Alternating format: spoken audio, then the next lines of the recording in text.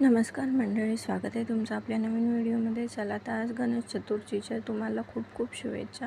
तर उपास असल्यावर साबुदाणा खिचडी पाहिजेच आहे. तर पहिले तेल गरम करून घेतलं, त्यामध्ये जिरं टाकून घेतलं, त्यानंतर मिरची वगैरे चांगली फ्राय करून घेतली, चवीनुसार थोडंसं तिखट टाकलं आणि त्याच्यानंतर आलू शिजवलेले टाकल्यानंतर साबुदाणा बनवायला जास्त वेळ लागत नाही, म्हणून आम्ही आलू शिजवलेलेच टाकते, त्यामुळे लवकर आणि झटपट बनतात. तर इथे साबुदाणा हा सकाळी टाकला होता भिजू घालायला.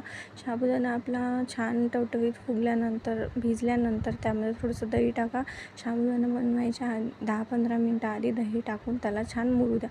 त्यानंतर शेंगदाण्याचं कूट टाकलं, थोडीशी साखर टाकली आणि छान मिक्स करून घेतलं आणि 5 मिनटं कमी गॅसवर वाफेवर शिजू दिलं. त्यानंतर तयार आहे आपली साबुदाणा खिचडी.